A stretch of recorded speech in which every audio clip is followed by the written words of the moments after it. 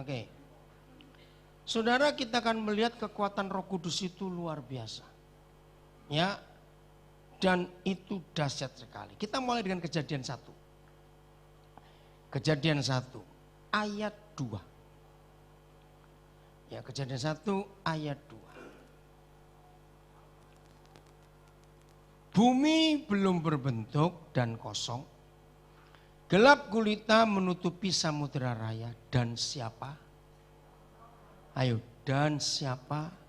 Roh Tuhan, Roh Kudus. Melayang-layang di atas permukaan air. Inilah ayat pertama dalam seluruh Alkitab yang memberitahu kita siapa Roh Kudus itu dan apa saja kerjanya. Kok nggak balik-balik ini viral juga? Mana tadi ini? Hei, 2 orang siapa namanya tadi? Kesia dengan Lucy cepat masuk. Mana? Kok nggak balik? Jangan, yang di depan sana aja. Ya tolong, supaya viral apa cepat balik 3 orang itu. Share jangan diskusi di depan, bilang gitu. Tolong buka aja pintunya supaya saya bisa ngomong sama mereka. Lucy sama siapa tadi? Kesia. Buka pintunya. Lucy, Kesia cepat masuk. Feral. Ayo cepat masuk. Kalau enggak saya menuju ke pintu depan loh ya. Ayo masuk, cepat balik dulu. Rapatnya nanti. Enggak berdosa kok enggak rapat SPK. Mana satunya? Ini yang masuk Kesia atau Lucy? Kesia, Lucy-nya mana? Telepon. Ayo harus ditelepon. Ini 2 orang sampai berpesan telepon untuk balik kok. Cepat telepon Lucy, harus suruh balik. Ya, rapatnya di mana? Rapatnya di mana? Atmaja. Loh. Oh berarti dia nggak pulang dong ke depan sana. Tolong ditelepon cepat. Suruh balik ya. Farel sudah masuk? Loh kok Farel hilang lagi? Iya. Farel kemana? Oh manggil. Oh Pak Bambang, Pak Bambang ketuanya suruh masuk juga. Cepat ditelepon. Oke saya lanjutkan. Roh Kudus itu pribadi yang luar biasa. Banyak gereja tidak mengetahui siapa dia. Sehingga dia dibatasi. Sehingga kemaksimalan Roh Kudus itu tidak nyata, saudara. Pelan-pelan. Ngapain Roh Kudus melayang-layang di atas permukaan air? Jawaban yang tepat adalah dia sedang menginspeksi. Dia sedang mencari penyebab. Dia sedang mencari kenapa bumi belum berbentuk. Padahal lihat ayat 1. Lihat ayat 1. Saya nggak percaya kalau bumi belum berbentuk. Pada mulanya Tuhan menciptakan langit dan bumi. Pertanyaan saya. Saudara percaya Tuhan kita itu kalau bekerja sempurna atau setengah-setengah? Jawab setengah-setengah atau sempurna? Nah, kalau dia pada mulanya menciptakan langit dan bumi, enggak mungkin bumi belum berbentuk. Ya, ini logika iman. Akhirnya saya baca berapa terjemahan dari berapa bahasa yang saya mengerti. Begitu anak-anak muda, saya pesan kepada saudara semua, hal yang paling indah dalam hidup saudara, kecuali dengan Tuhan adalah, Feral terima kasih, Lucy mana Pak Bambang? Pak Bambangnya mana? Lagi ke sini, oke ya, makasih Feral, kamu cepat duduk. Jadi maaf, rapat SPK ditunda nanti. Nggak berdosa kok, rapat negara saja bisa ditunda kok. Oke, masuk rapat SPK nggak bisa ditunda, itu. Oh Tuhan sedang berfirman. Oke saya lanjutkan. Roh Kudus itu luar biasa saudara. Betul-betul mengagumkan. Nah saya pesan kepada semua anak muda. Kecuali hubungan kita dengan Tuhan itu harus nomor 1. Yang penting berikut adalah. Setiap ada kesempatan belajarlah bahasa asing yang lain. Itu akan menolong masa depanmu. Setuju? Jangan di Jawa tetap belajar bahasa Jawa. Jangan aduh. Belajar bahasa asing yang lain. Nomor 1 harus Inggris. Terserah yang lain mau pakai apa. Harus itu saudara. Karena itu mutlak. supaya kita bisa punya wawasan luas melihat dunia ini. Nah, ketika saya membaca berapa terjemahan Alkitab dalam bahasa-bahasa yang saya mengerti, ternyata kata, coba ayat 2, Kejadian 1 ayat 2. Kata belum berbentuk yang betul adalah bumi berubah bentuk. Loh, kok bisa berubah? Dan kosong. Kalau ada kata kosong, itu bukan berarti dari sononya sudah kosong. Logika kata kosong ini memberitahu kita berarti tadi ada isinya. Betul tidak? Nah, ini yang jadi pertanyaan. Kalau Tuhan kita dia sempurna, maka enggak mungkin dia menciptakan bumi yang belum berbentuk dan kosong. Enggak mungkin. Berarti ada sesuatu. Yang berikut, gelap gulita menutupi samudera raya. Tuhan kita terang atau gelap? Dia itu matahari kebenaran, kata pemazmur. Enggak mungkin ada kegelapan. Nah, sekarang kita melihat ilmu pengetahuan. Saya percaya sampai hari ini masih banyak anak-anak Tuhan bingung dengan ilmu pengetahuan yang mengatakan umur bumi itu jutaan tahun, bahkan ada berkata miliaran tahun, betul? Lalu ada fosil-fosil yang pernah ditemukan sudah sekian juta tahun, sekian ribu tahun yang lalu. Jangan panik. Umur bumi bukan 6.000 tahun, itu salah. Angka 6.000 tahun itu dihitung ketika Adam jatuh dalam dosa. Sebelum Adam jatuh dalam dosa, itu kekal. Enggak ada waktu, itu belum dihitung. Itu bisa jutaan tahun. Jadi umur Adam yang di angka berapa? 600-900 ya, saya lupa Adam. 900 sekian tahun, itu bukan sejak dia dibentuk, dilahirkan Tuhan, sejak dia jatuh dalam dosa. Itu baru ada waktu. Ya, saudara nggak usah diskusi banyak-banyak mengenai ini, percayalah. Nah, lalu dinosaurus adanya di mana? Binatang-binatang purba adanya di mana? Nah, ini dia. Konsep yang selama ini kita dengar, ayat 3, coba lihat ayat 3-nya ya. Berfirmanlah Tuhan, jadilah terang. Nah, ini yang dikonotasikan penciptaan alam semesta. Bukan.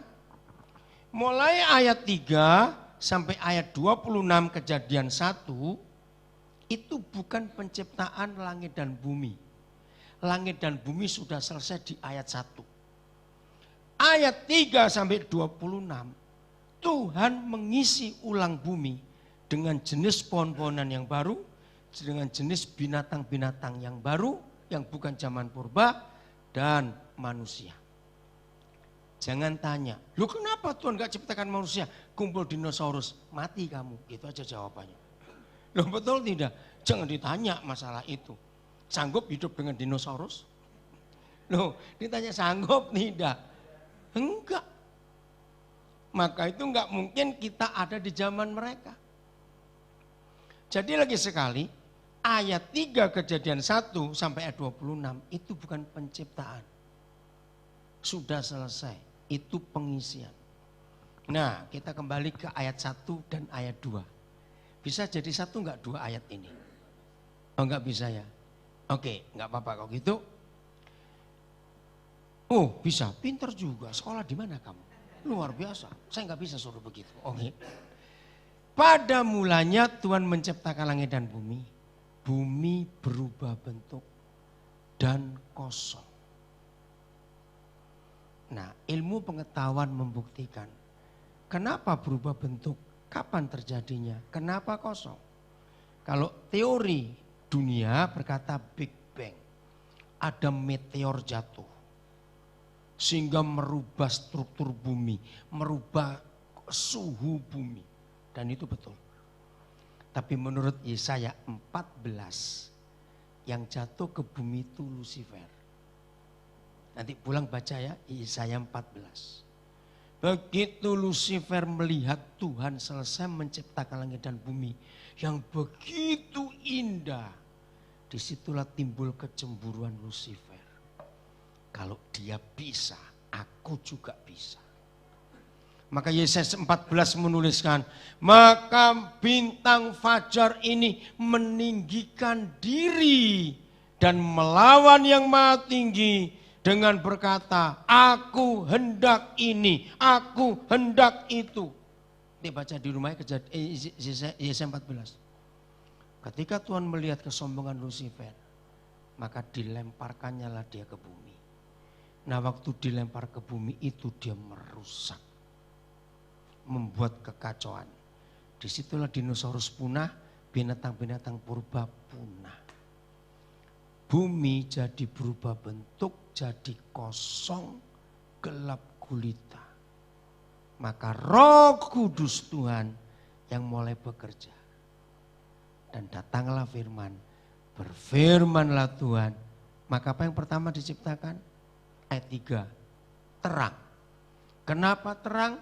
Karena sedang ada kegelapan yang menguasai bumi. Oke ya, nanti kita bisa diskusi. Saya nomor telepon saya untuk saudara bisa WhatsApp saya beri email saya. Ayo kita kontak. Catat nomor WhatsApp saya paling gampang. 08 111 999. Gampang ya? 0811 999, jadi satunya 3 kali, 93 kali, 250. Oke, itu untuk nomor WhatsApp juga. Udah, satunya 3 kali, 9-nya 3 kali, lalu 250. Oke, emailnya. Oh sudah atau belum? Belum, ngurus gitu aja lama sekali. Satunya 3 kali, 9-nya 3 kali, 250. Udah? Emailnya pendidik titik ya, pembidik.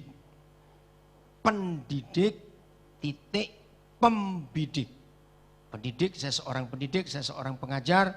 Pembidik, saya seorang pemanah. Saya punya banyak anak panah yang harus saya tembakkan ke sasarannya. Pendidik titik pembidik @gmail.com. Ayo kita diskusi, saya makin suka banyak orang diskusi supaya saya belajar dan saya bisa banyak mengerti dari apa yang diajak diskusi, itu penting sekali. Ya, nanti kejadian 1 ini luar biasa. Berarti saudara, antara ayat 1 kejadian 1 dengan ayat 2 kejadian 1 itu ada tenggang waktu yang enggak tahu berapa lama. Dan itu enggak usah didiskusikan, juga enggak usah dicariin berapa tahun. Enggak usah, enggak ada hubungannya dengan kita. Percaya kalau ada tenggang waktunya? Ini proses yang lama sekali. Lagi sekali di saat itulah waktu belum dihitung. Karena dosa belum ada sehingga waktunya kekal. Ya. Nah ini kekuatan Roh Kudus yang luar biasa. Yang menciptakan segala sesuatu itu. Kejadian 11 ayat 6. Ini dahsyat lagi. Saya harap kejadian 11, bukan 1, kejadian 11 ayat 6. Saya berharap setelah semua saudara khususnya orang-orang muda mendengar dan mengerti firman ini, hidup saudara harus berubah. Katakan amin. Berubah ke arah apa? Positif, optimis, semangat, bergairah, untuk menyelesaikan kehendak Tuhan yang belum selesai di bumi ini. Saya mendapat rahasia ayat ini bulan Mei tahun 83. Begitu Roh Kudus membuat saya mengerti kejadian 11 ayat 6. Langsung saya berubah sampai hari ini saya memiliki iman yang hebat gara-gara ayat ini. Dengarkan. Dan ia berfirman. Oke, sebelum saya lanjut. Kejadian 11 tentang apa? Ayo, kejadian 11 tentang apa? Cepetan. Menara Babel. Mari kita pelan-pelan mikir. Bangunan bertingkat atau bukan? Kita nggak tahu tingkatnya berapa, itu nggak urusan kita. Tapi dikatakan menaranya sampai ke langit, berarti tinggi sekali. Yang kedua, siapa yang tahu Kapan bangunan permanen pertama dibuat untuk bait suci? Itu zaman raja siapa? Salomo. Berarti selama itu sebagian besar manusia hidupnya masih di tenda. Bahkan sampai zaman Salomo, bait suci pun sebelumnya itu masih di tenda. Nah sekarang bayangkan, kalau ditarik mundur dari Salomo sampai ke Menara Babel itu berapa ribu tahun? Ngerti ya pertanyaan saya? Mengapa keturunan Nuh yang dipimpin Nimrod bisa punya ide membangun bangunan bertingkat dan permanen pertama di dunia? Pertama loh di dunia, saudara. Oke, ada yang sekolah arsitek atau sipil di sini? Cepat, arsitek sipil ada tidak? Loh, sekolahmu apa kalau gitu? Ayo, arsitek sipil ada tidak? Ada enggak Pak Gembala? Enggak ada. Oke. Sedang enggak hadir, tapi di sini enggak ada sekarang. Dengarkan. Siapa kenal nama besi beton? Ya. Beton itu nama orang dari Belanda yang menemukan tulang untuk bangun-bangun bertingkat namanya Mr. Beton. Maka itu jadi besi beton sampai hari ini itu karena namanya. Oh gitu. Itu enggak pernah belajar ini apa. Ini kok besi beton. Oke. Ya, sama hari Jumat kita belajar paku Fischer. Masih ingat? Karena penemunya Arthur Fischer, orang Jerman. Nah, di situ kita harus tahu kehebatan Tuhan ini, saudara. Siapa tahu sebelum Hotel Indonesia dan Gedung Sarina dibangun, tahun berapa itu? Gedung Sarina dan Hotel Indonesia di Jakarta itu dibangun Insinyur Soekarno awal tahun 60-an karena hasil pampasan perang dari Jepang. Dan itu bangunan beton tertinggi pertama di Indonesia. Bersamaan itu Monas dibangun. Nah, catat ini ya, ini sejarah arsitek. Sebelum ada Gedung Sarina dan Hotel Indonesia dan Monas, maka Candi Prambanan di mana itu ayo? Jogja, di Kalasan. Itu bangunan tertinggi pertama di Indonesia. Berapa ribu tahun juga, berapa? Lama sekali Candi Prambanan. Maksud saya begini, Menara Babel lebih jauh enggak dari Candi Prambanan? Jauh sekali. Dengarkan ya, bayangkan ini sejarah dunia ini. Dan ia berfirman, Papa berfirman, mereka ini satu bangsa dengan satu bahasa untuk semuanya. Kita enggak perlu bahas kalimat ini. Kalimat berikut kita bahas. Ini barulah permulaan usaha mereka. Ini itu apa? Ayo, ini itu apa? Menara Babel. Bayangkan. Abad keberapa besi beton ditemukan? Abad 19 yang lalu. Belum lama. Ini abad keberapa sebelum Masehi? Ini barulah permulaan usaha manusia. Jadi Papa itu kaget juga. Wih, anak-anak Nimrod bisa punya ide membangun bangunan bertingkat dan permanen. Belum ada semen, bayangkan zaman itu. Tapi mereka sudah bisa buat batu bata, ditulis di ayat-ayat sebelumnya. Maka itu kalau belajar Alkitab mulai hari ini, jangan cuma saudara menemukan untuk hal-hal rohani saja. Lebih daripada itu. Ini barulah permulaan usaha mereka. Berarti setelah itu ada banyak lagi usaha manusia. Ada, bahkan sampai sekarang. Teknologi sudah luar biasa. Kalau saudara beli handphone 3 bulan yang lalu, masih baru. Percaya 3 bulan berikut itu sudah kuno? Loh, betul tidak? Maka itu kalau saudara beli apa-apa ke toko, mau barang elektronik, mau barang yang computerized apa saja. Jangan tanya, Yang baru yang mana? Tipe baru mana? Enggak ada. Yang sampai toko itu sudah tipe lama. Sebab di pabriknya sudah bangun yang baru lagi. Setuju nggak saya ngomong ini? Begitu cepatnya perubahan teknologi ini. Sampai kita nggak kekejar. Maka itu saya sering berkata kepada anak-anak muda. Kalau kamu nggak bertobat dari mata handphonean, bangkrut bapakmu. Ngerti kata mata handphonean? Apa itu? Apa itu mata handphonean? Ayo cepat jawab. Ganti terus, ngikuti perkembangan, bangkrut. Karena cepat sekali perubahan itu. Nanti baca Daniel 12 ayat 3. Sudah dinubuatkan bahwa pada akhir zaman pengetahuan itu berkembangnya luar biasa. Dan itu terjadi. Banyak ayat-ayat Alkitab yang sudah mulai tergenapi sekarang satu persatu. Begitu hebatnya kitab suci kita ini. Jadi Menara Babel itu baru permulaan teknologi manusia. Perhatikan ya, saya baca dengan intonasi ini kalimat berikut. Mulai dari sekarang. Dari kapan? Bukan sekarang kok, aduh. Mulai dari Menara Babel. Ya. Mulai dari sekarang. Apapun juga yang manusia, saya ganti kata ini ya, yang manusia rencanakan. Baca sama-sama kalimat berikut. 1, 2, 3. Tidak ada yang tidak akan dapat terlaksana. Mei 83 saya lupa tanggalnya. Saya langsung lompat saking kagetnya. Hui. Mulai dari sekarang, apapun juga yang manusia rencanakan, tidak ada yang tidak akan dapat terlaksana. Kenapa tadi lagu terakhir tiada yang mustahil? Karena roh Tuhan bekerja.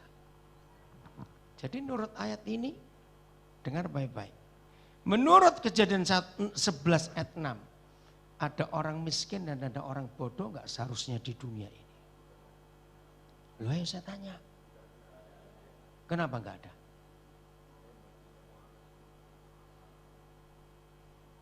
Tuhan menjamin. Ini firman sudah. Mulai dari sekarang apapun juga. Berarti berapa banyak? Ayo berapa banyak? Cepat jawab. Semua. Tak terbatas. Yang direncanakan manusia tidak ada yang tidak akan dapat terlaksana. Setelah saya kaget, hebat sekali. Langsung muncul di pikiran saya. Saya bilang, Papa, kalau saya mengerja Papa, kenapa Papa enggak pakai kecuali? Ngerti maksudnya? Berarti para penjahat, para perampok, pembuat narkoba, pembunuh, pemerkosa, termasuk enggak di ayat ini? Itu yang saya kaget. Kenapa enggak ada kecuali? Kecuali penjahat dan sejenisnya. Ngerti maksud saya? Apa itu? Karena untuk melakukan kejahatan supaya berhasil, orang harus buat rencana. Lo nangkap enggak? Lagi sekali. Seharusnya ada orang miskin, ada orang gagal, ada orang bodoh enggak di dunia? Enggak ada. Lalu adanya apa? Orang malas. Yang enggak mau berpikir dengan baik. Saya bayangkan begini. Apa yang terjadi di semua pabrik? Pabrik handphone, pabrik sepatu, pabrik garment, pabrik komputer, pabrik kamera, pabrik jam tangan, pabrik apa saja. Kalau di pabrik itu tidak digaji orang-orang yang terus mikir tipe-tipe baru, pabriknya jadi apa? Bangkrut. Betul? Pertanyaan berikut. Untuk merencanakan sesuatu, itu bayar atau gratis? Ayo cepat. Gratis. Pertanyaan lagi. Untuk membuat rencana itu, perlu duduk di depan komputer atau tidak? Wih, pintar semua. Maka itu begini, logika saya. Jangan marah ya, saya ini kalau ngomong apa adanya. Sambil ngupil bisa merencana enggak? Ya jawab cepat. Sambil bertakta sekian menit di kamar kecil itu, saya pakai kata bertakta. Bisa merencana tidak? Maka itu awas kalau kamu dodok di situ cuma garuk-garuk mobil, kapan kaya, kapan kawin. Awas kamu buang-buang waktu saja. Boleh nggak saya ngomong seperti ini? Menit-menit yang kamu bertakhta di situ, peras otakmu. Ngerti kata peras otakmu? Supaya keluar apa? Loh kok guyu? Keluar apa? Cepat. Keluar ide, keluar rencana. Amin. Ini firman ini luar biasa. Sampai saya berkata gini ya para Bapak di surga. Seandainya Alkitab isinya cuma satu ayat ini saja. Saya berkata cukup. Maaf, orang cacat bisa merencana enggak? Nonton Kick Andy yang Sabtu kemarin, luar biasa, 3 orang cacat yang dipanggil dan mereka berhasil. Orang cacat saja bisa merencana. Apalagi orang yang lengkap. Kok saudara tahu ayat ini enggak semangat ya? Oh, wah. Ini dahsyat ayat ini. Ini modal hidup yang luar biasa, katakan amin. Betul? Gunakan otak kita. Nanti Pak Gembara harus ngomong cerita itu soal apa kekuatan otak itu ya yang mereka pelajari. Itu dahsyat. Merencana.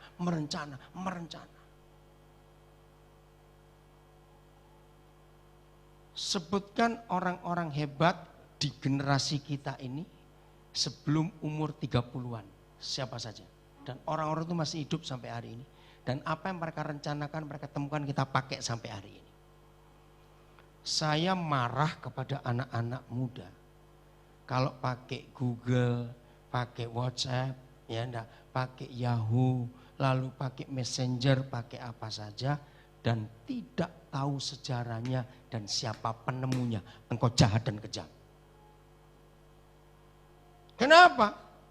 Kita harus berterima kasih pada orang-orang itu. Betul? Siapa penemu Google? Ya, yang lain jawab. Yang belum tahu, yang jawab. Yang enggak tahu, yang sudah tahu enggak usah jawab. Loh kok aneh? Ya memang begitu. Yang sudah tahu enggak usah jawab. Yang belum tahu harus jawab. Supaya belajar. Siapa penemu Google? Larry Page dan Sergey Brin. Dua-dua orang Yahudi. Tahun berapa, bulan berapa, tanggal berapa Google ditemukan?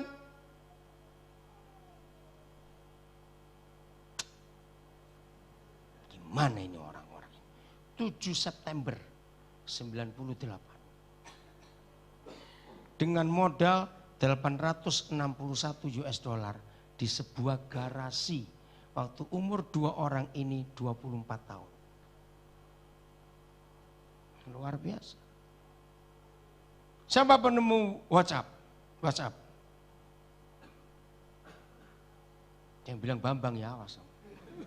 Ayo, siapa penemu WhatsApp? Nah, saudara pakai barangnya nggak tahu orangnya jahat sekali. Siapa yang cepetan? Yankom. Cari di Google. Orang Ukraina. Waktu dia umur 16 tahun dibawa mamanya yang TBC. Dari Ukraina merantau ke Amerika. Ini orang hebat. Kerjasama dengan seorang namanya Brian Acton di perusahaan Yahoo di mana mereka bekerja. Dan seorang luar biasa. Siapa penemu Facebook? Nah itu hafal semua. Umur berapa dia menemukan Facebook? 18 tahun. tanggal 4 atau 14 Februari 2004. Belum lama. Ingat akhir November 2015 yang lalu? Bersama istrinya, Priscilla Chan, keluarga Zuckerberg mendonasikan kekayaannya sebesar 99%. Itu senilai 46 miliar dolar. Kalau dirupiahkan, itu sekian ratus triliun rupiah. 2 hari kemudian ada konferensi pers. Amerika hobi gitu, selalu konferensi. Tanya, kenapa? Kenapa kamu berani mendonasikan 90% kekayaanmu? Jawaban ada 2. Saya kagum sekali. Begini Mark menjawab. Aku menemukan Facebook itu nggak pakai tenaga, nggak pakai otot, nggak berkeringat. Tiba-tiba aja klik di otakku. Karena aku dapatnya gratis. Maka aku gampang memberikan gratis juga. Saya kaget. Yang kedua, Facebook masih ada. Kalau hari ini aku berikan 99%, nanti malam pun aku dapat duit lagi. Besok pun aku dapat duit lagi. Hebat gak imannya? Dan bukan Kristen, catat itu. Siapa namanya anaknya Mark Zuckerberg? Maxima. Umur seminggu, Maxima umur seminggu, cewek anaknya. Mark Zuckerberg nulis surat sebanyak 7 lembar untuk anak ini. Saya pikir, anak belum bisa baca kamu tulis surat. Tapi Mark Zuckerberg pakai ayat ini, Kejadian 11 ayat 6. Besok setelah dia bisa baca, biar dia baca surat ini. Wah, saya terharu dengan itu. Isi suratnya sangat penting. Dia mengingatkan Maxima supaya besok enggak salah menikah dengan cowok yang ngawur. Dia tulis surat kepada anaknya, walaupun papamu kaya, kamu enggak boleh menikmati kekayaan dengan gratis. Karena sebagian besar kekayaan papamu ini untuk menolong orang-orang susah. Aduh, waktu saya baca itu saya ikut nangis. Dan surat itu ada di YouTube sampai hari ini, cari. Nah, hal-hal gitu saya harus belajar anak-anak muda. Walaupun saya tinggal di Tegal. Kalau orang Belanda bilang Tegal gitu. Jauh dari benua Amerika. Walaupun di Tegal tetap ada internet, tahu? Oh enggak amin. Maksud saya apa?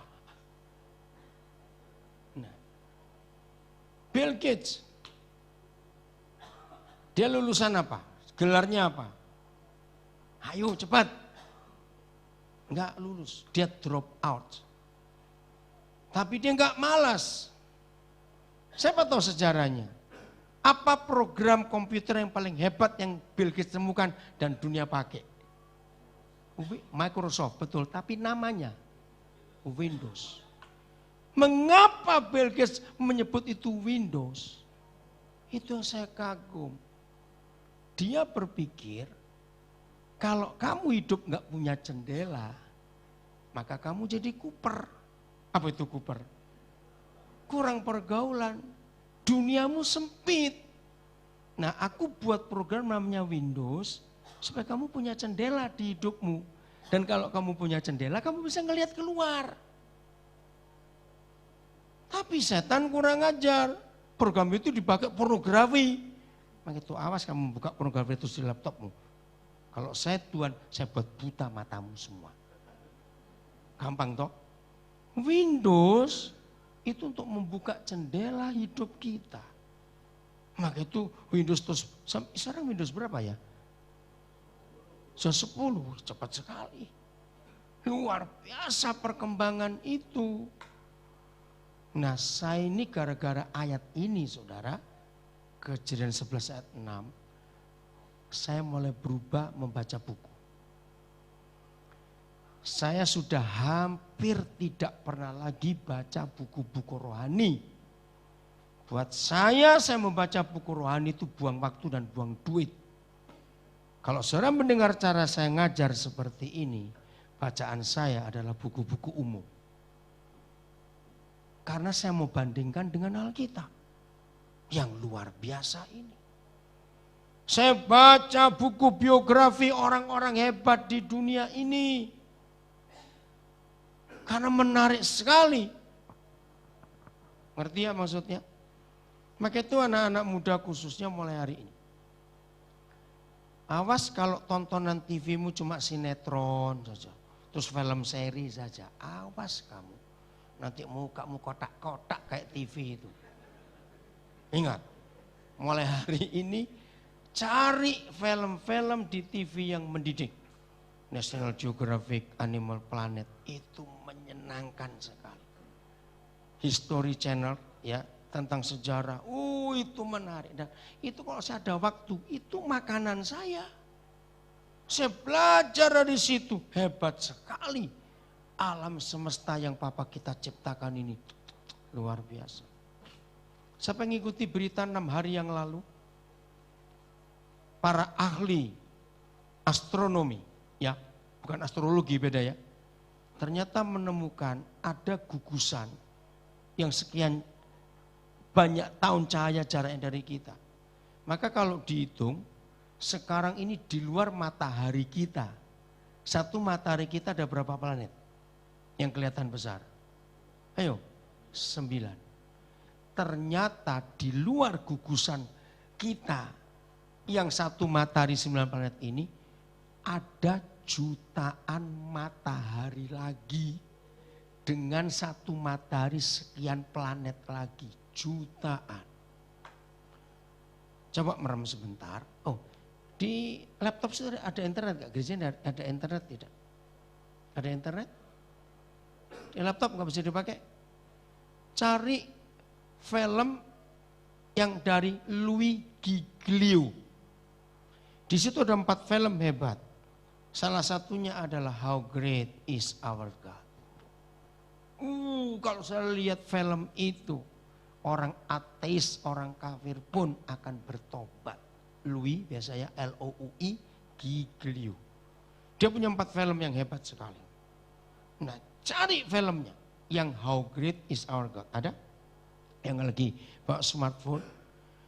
Nah, kalau Tuhan sudah menciptakan kehebatan teknologi informasi cuma segenggam di tangan kita dan dunia bisa ada di tangan kita, saudara, gunakan internet itu untuk belajar dimanapun kita bisa. Setuju ya?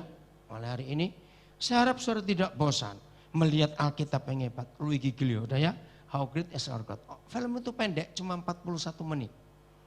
Tapi dahsyat. Mudah-mudahan ada terjemahan bahasa Indonesianya supaya saudara tahu. Louis Giglio ini seorang hamba Tuhan masih muda, tapi dia seorang saintis, ahli ilmu pengetahuan. Dia menguraikan Alkitab dengan dasar-dasar ilmu pengetahuan yang saya kagumnya luar biasa. Ternyata bumi ini kecil dibandingkan jutaan miliaran planet yang lain yang ada di jagat raya ini. Nah, kalau mataharinya saja jutaan di alam semesta ini, kira-kira kalau Tuhan mandang kita itu seperti apa sih? Ngerti nggak pertanyaan saya? Kalau Tuhan mandang kita dengan dia mandang jagat raya yang dia ciptakan itu, Tumo masih lebih gede. Tahu Tumo? Kutu itu masih lebih gede. Betul atau tidak? Berarti kita ini gak ada apa-apanya. Kalau Yesaya menulis, bagi Tuhan bangsa-bangsa cuma setitik debu di atas neraca. Bangsa-bangsa setitik debu. Indonesia satu bangsa 250 juta. Nah, kalau bangsa-bangsa setitik debu, manusia satu ini seberapa? Kelihatan enggak? Hilang. Maka itu jangan sombong. Beleduk gue sombong. Lu kan begitu, debu aja sombong kamu. Jangan sombong. Cuma debu kok. Ngerti ya? Betapa hebat. Dapat Louis Giglio? Dapat ya? Oke, cari putar di rumah. Jangan putar di sini, nggak dengar khotbah saya nanti. Di rumah. Cari yang how great is our God. Oh, saudara kan kagum sekali. Nah, ini baru sebagian kecil yang saya cerita. Mulai dari sekarang, apapun juga yang saudara dan saya rencanakan, dijamin? Dijamin? Tidak ada yang tidak dapat terlaksana. Satu kalimat ini lagi saya ulang-ulang supaya saudara nggak lupa. Kalau mulai hari ini, di hari Pentakosta tahun 2016, setiap kita mempraktekkan firman ini, dunia berubah. Amin. Dari hidup kita masing-masing akan keluar ciptaan-ciptaan yang hebat. Penemu-penemu yang luar biasa. Ini kebenaran kita harus alami dalam hidup. Ini baru sebagian kecil.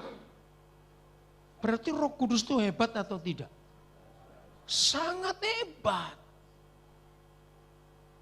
Oke, Yohanes 14 ayat 26. Yohanes 14 ayat 26. Tolong ya semua catat ayat-ayat ini.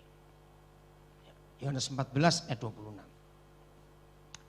Tetapi penghibur yaitu Roh Kudus yang akan diutus oleh Bapa dalam namaku. Dialah yang akan apa? Mengajarkan berapa hal? Segala sesuatu kepada janganmu dong saya tanya saudara kok. Kepadaku. Oke. Apa arti mengajarkan segala sesuatu?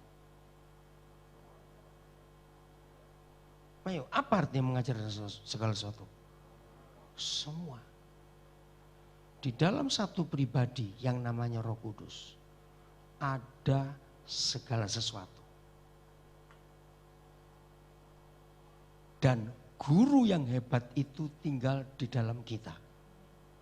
Saya ulangi. Guru yang hebat itu tinggal di dalam kita. Aminkan.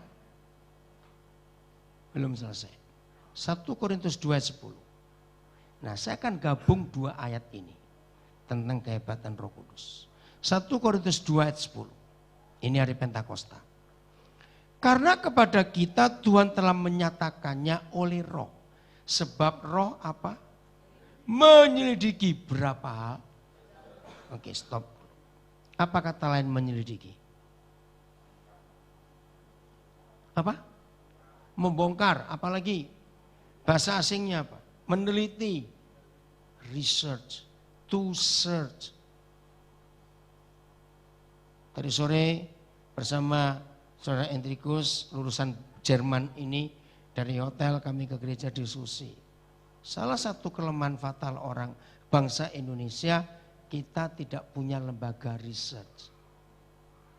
Ada banyak orang-orang Indonesia yang pintar-pintar, di luar negeri berguna, tapi Indonesia tidak. Mereka nggak bisa balik. Salah satu contoh. Siapa pernah tahu kalau saudara pakai handphone ada jaringan 3G? Betul? Nah, 2 tahun yang lalu dunia sudah punya 4G. Penemunya namanya Khairil Amirullah, orang Kediri yang sekarang tinggal di Amerika. Nah, saya ini suka ngumpulin data-data begitu. Waktu dia menemukan 4G itu di Jepang. Tapi ditertawakan oleh para ahli komunikasi. Nggak mungkin. Tapi Amirullah ini merasa yakin. Dia pindah ke Melbourne. Ditertawakan juga. Dengan internet, maka dia masukkan ke internet. Amerika dengar. Diundanglah Amirullah ke Amerika. Dan dimodali oleh Amerika. Dia meneliti dan menemukan 4G. Yang untung Amerika sekarang.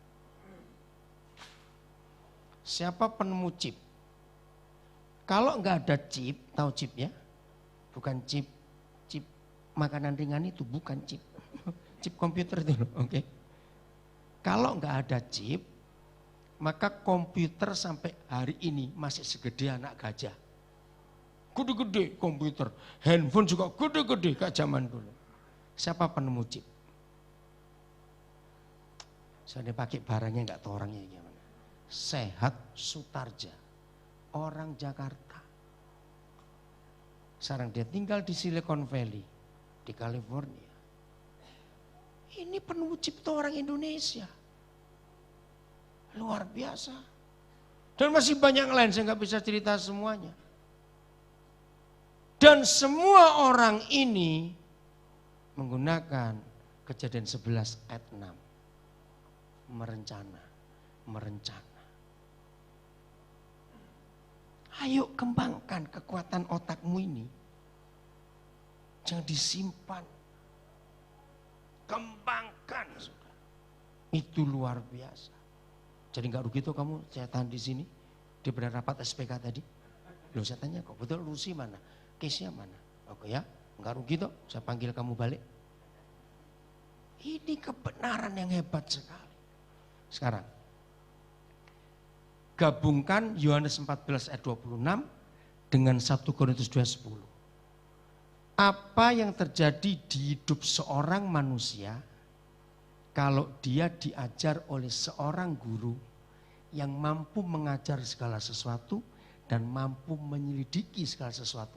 Orang itu jadi apa? Ayo jadi apa? Susah benar. Jadi apa? Jawabannya hampir sama seperti Tuhan. Engkau enggak amin. Nah lah saudara bagaimana gitu loh maksud saya. Sudah penuh Roh Kudus belum? Sudah. Nah terus saudara apain Roh Kudus ini? Betul tidak? 2 ayat ini saudara gabung. Di dalam hidup kita ada pribadi satu yang punya 2 kekuatan. Mengajar dan menyelidiki berapa hal? Segala sesuatu. Jadi harusnya kita ini semua orang-orang hebat. Saudara. Amin. Tapi apa? Apa? Malas, janganlah kasar. Enggak ngerti gitu aja. Kalau ada kekuatan yang hebat ini tadi. Ini mengagumkan sekali. Saya enggak habis mikir. Kira-kira kalau pribadi yang satu ini kita maksimalkan di hidup kita. Kita beri dia kebebasan semau-maunya. Ngajar kita. Ngajak kita meresearch apa saja. Hidup ini bergairah atau membosankan? Sangat bergairah. Nah, maka itu saya pesan anak-anak muda ya. Jangan waktumu habis hanya untuk pacaran melulu. Setuju? Pacaran itu bisa kapan-kapan. Betul? Jangan sibuk sekarang.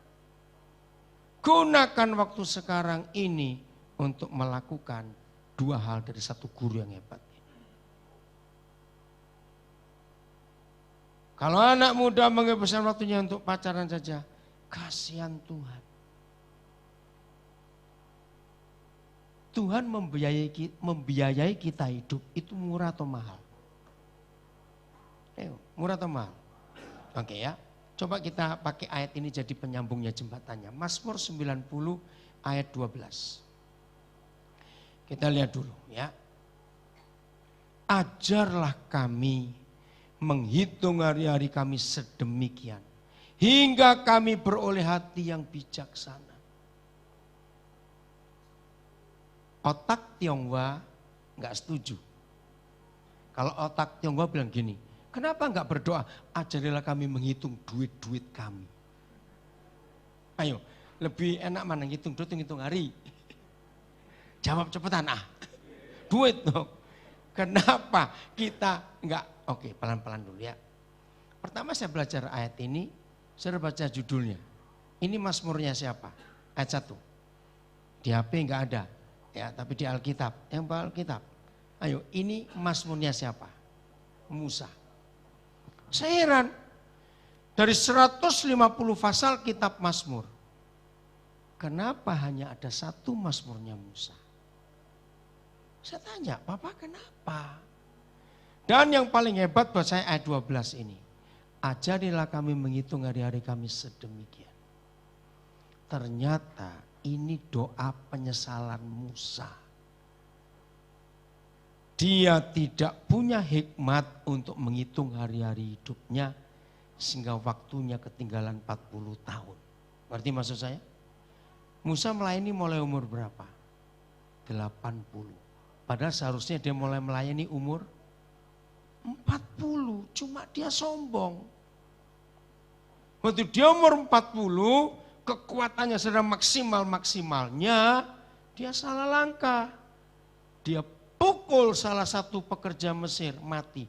Saya pikir, kekuatan tangannya kayak apa? Mukul orang lempeleng terus mati. Nah dia pikir aku akan diangkat jadi pemimpin. Malah sebaliknya jadi buronan. Nah setelah umur 80, 40 tahun kemudian baru dia pelayanan. Nah dia itu nyesal. Maka itu dia berdoa dan doanya jadi firman. Ajarlah kami menghitung hari-hari kami sedemikian. Maka itu jangan buang-buang waktu untuk hidup ini. Setuju saya ngomong ini anak-anak muda? Dengar baik-baik. Jangan buang-buang waktu untuk hidup ini. Sebab waktu itu gak bisa kembali lagi. Kita pernah kehilangan apa saja yang paling berharga dalam hidup. Maaf, sampai kehilangan anak pun. Kalau ada yang pernah, kita tetap bisa dapat anak lagi kok. Kehilangan rumah, kehilangan mobil, kehilangan apa saja. Masih bisa kita dapat lagi. Hanya satu yang hilang gak bisa dapat, waktu. Itu gak bisa balik lagi. Nah begini cara menghitung. Mahal atau murah, Papa di surga menghidupi kita tiap hari di dunia ini. Sangat mahal. Ayo dihitung, gak satu-satu waktunya. Siapa pernah mengunjungi orang sakit dan sesak nafas dan pakai oksigen? Ada yang pernah ngitung itu? Oke. Bayangkan kalau itu harus kita bayar ke Tuhan oksigen kita. Enggak usah mahal-mahal.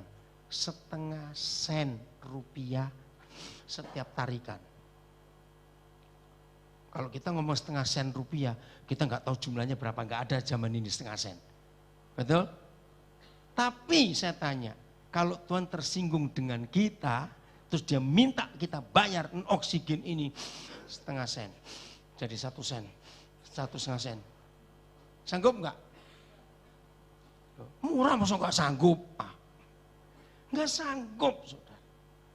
Nah, untuk oksigen kita saja 24 jam, itu berapa juta? Maaf, waktu kita makan, kita minum, di dalam ini pabrik loh saudara. Diolah, betul? Lalu ada pemisahan. Mana yang kotor, mana yang bersih. Sampai kita keluar jadi kencing, mau jadi kotoran. Itu bayar enggak Tuhan? Untuk metabolisme tubuh kita, cepat bayar atau tidak? Bayar. Persendian kita, dari jari-jari, leher, bisa gerak, tangan, kaki, semuanya. Ini semua ada pelumasnya. Betul tidak? Maka itu kalau orang kena artritis, pelumasnya mulai berkurang. Bayarnya mahal. Loh, betul tidak? Ya, cukup 3 ini saja. Belum yang lain-lain. Dari ujung kepala sampai telapak kaki. Kalau suruh bayar semua, sanggup enggak? Ya jawab, sanggup tidak? Maka itu jangan kurang-kurang ajar dengan Tuhan. Ingat loh, kalau Tuhan tersinggung, itu saja harus kita mikir. Untung dia gak pernah tersinggung. Nah, kira-kira berikan saya angka rupiah. Untuk biaya 1 hari kita hidup, surga keluar berapa? Juta. Cepet, gak usah ragu-ragu. Saya pun gak tahu kok, kira-kira. Berapa juta? Sehari untuk menghidupi 1 orang. Cukup 10 juta? Enggak cukup. Berapa cepetan? 50 juta. Itu pun masih kurang bukan? Loh betul tidak? Kalau dihitung semua, rambut kita bertumbuh 1 jam berapa, ini kuku kita, ini kan duit semua kalau dihitung.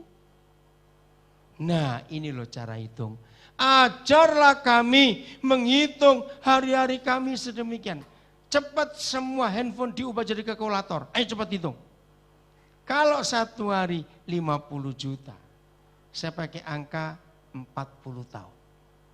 40 kalikan 365. Berapa?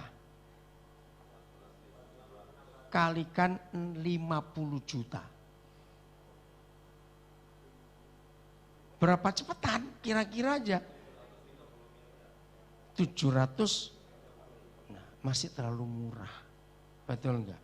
Proses ginjal untuk itu apa karburatornya tubuh mesin kita. Itu berapa lagi? Ini 50 juta 730 miliar rupiah. Kalau umur 40 saja. Pertanyaannya, apa yang kita hasilkan untuk surga dengan uang sebanyak itu? Maaf ya, supaya saudara lebih jelas. Kira-kira Tuhan sedih atau bagaimana kalau hasilnya cuma makan, tidur, berak? Loh cepat jawab, saya cuma tanya ini. Tuhan bagaimana kira-kira? Kan lebih enak pelihara sapi atau babi, bisa dijual. Loh ngerti nggak maksudnya ini? Jangan tersinggung. Begini cara saya ngomong memang. Hasilnya apa? Maka itu doa Musa ini nggak main-main. Ajarlah kami menghitung hari-hari kami sedemikian. Karena ini mahal hidup ini. Ngerti?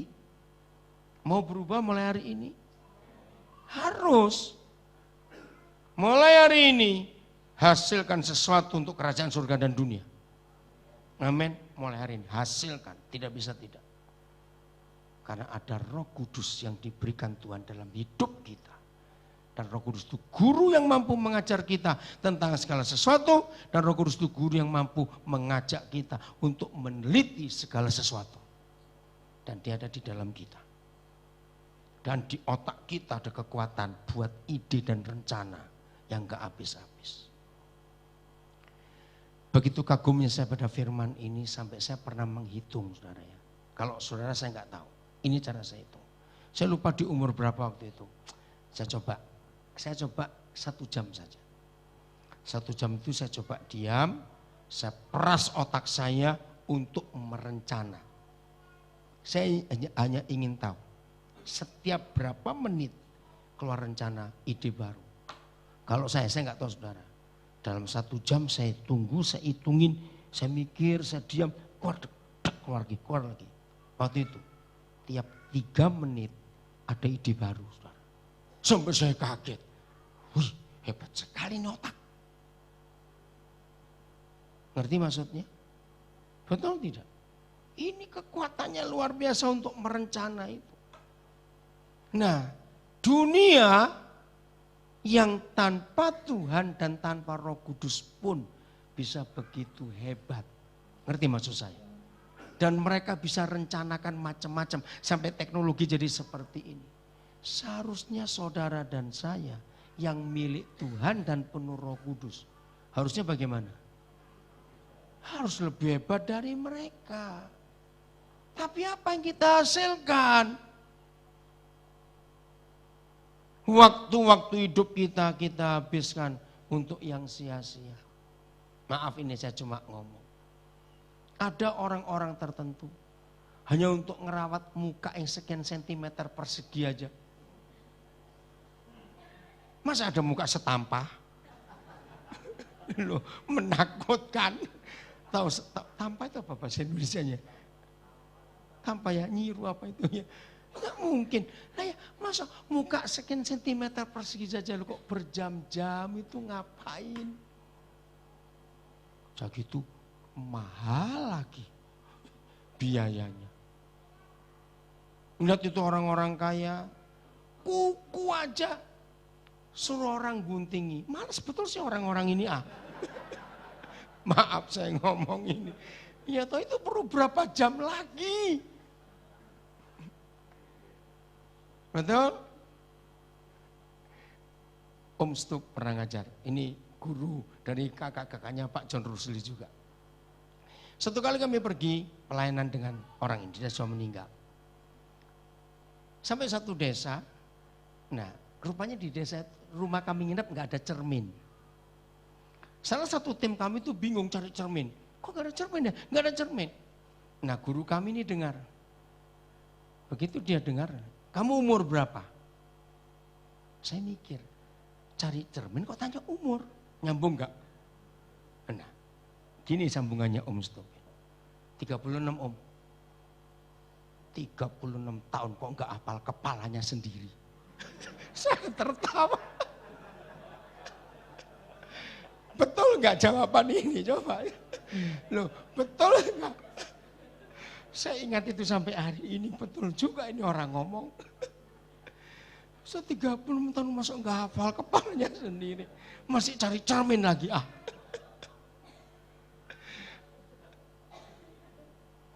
Hebat bukan prinsipnya kalau begitu.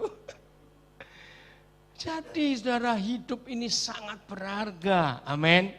Gunakan sebaik-baiknya, hasilkan sesuatu yang luar biasa untuk Tuhan. Amin. Ada daya cipta dalam diri kita. Ingat apa yang saya temukan dari dua ayat ini. Kalau Yohanes 14:26, 1 Korintus 2:10 terjadi di hidup kita, maka kita cuma beda dikit dengan Tuhan. Betul tidak? Bedanya cuma dikit. Dikitnya di mana?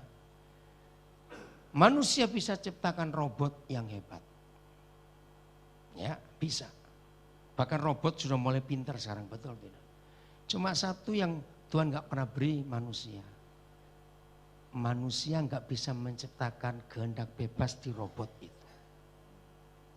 Manusia gak bisa buat kehendak bebas di program komputer. Betul? Itu hak mutlak milik Tuhan. Cuma itu saja yang dibedakan antara Tuhan dengan kita. Supaya kita nggak tambah jahat.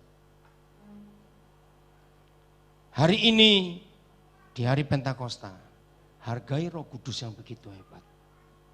Amin, hargai Roh Kudus. Dan beri dia kebebasan mutlak untuk bekerja semau-maunya di diri kita. Supaya dia menciptakan hal-hal yang hebat. Saya kan lagi dengan konsep ini. Maka itu kalau belum tahu melihara harus baca banyak buku. Semua inventor, tahu kata inventor, para penemu. Itu tidak akan menemukan sesuatu kalau tidak menghadapi masalah. Renungkan, iya atau tidak? Berarti seorang inventor yang benar adalah kecanduan masalah. Kok enggak amin? Seorang penemu yang betul tidak akan menghindari masalah. Betul tidak? Buktikan. Salah satu aja. Saudara ingat penemu siapa? Siapa? James Watt. Oh ya, Watt, penemu lampu. Sama.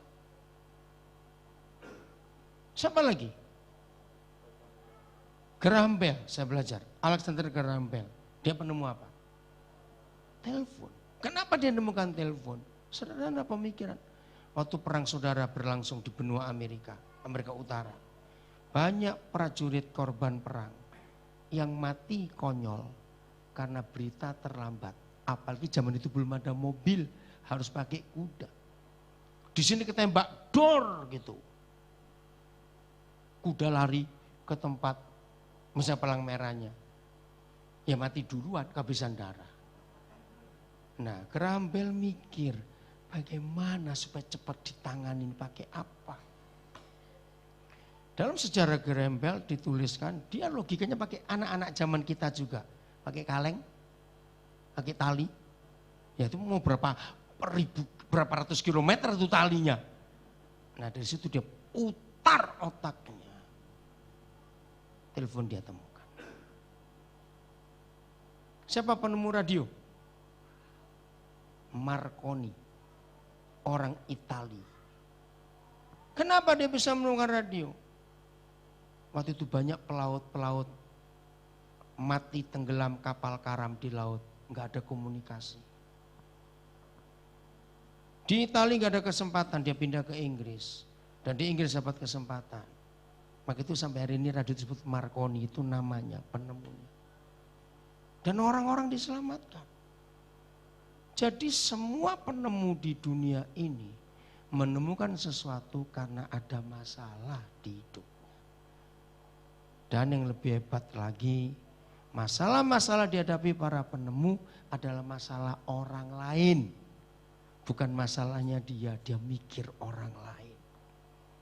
Maka itu musuh kekristenan bukan setan, tapi keegoisan. Ketika kita hanya mikir diri sendiri, kita nggak memikir orang lain, disitulah setan bekerja. Tapi tiap kali kita mikir orang lain, bagaimana menemukan ini, bagaimana bisa menolong orang itu, maka Roh Kudus akan bekerja untuk menemukan sesuatu yang baru lewat hidup kita. Amin. Siap jadi berkat hidup ini mulai hari ini, semuanya berubah. Ingat, Ina, kau dengar firman ini, awas kamu macam-macam lagi. Ada sesuatu yang dahsyat yang Tuhan bisa kerjakan. Ayo kita melakukan kehendak Tuhan. Tuhan memberkati kita semua dan jadilah orang-orang hebat pada generasi ini.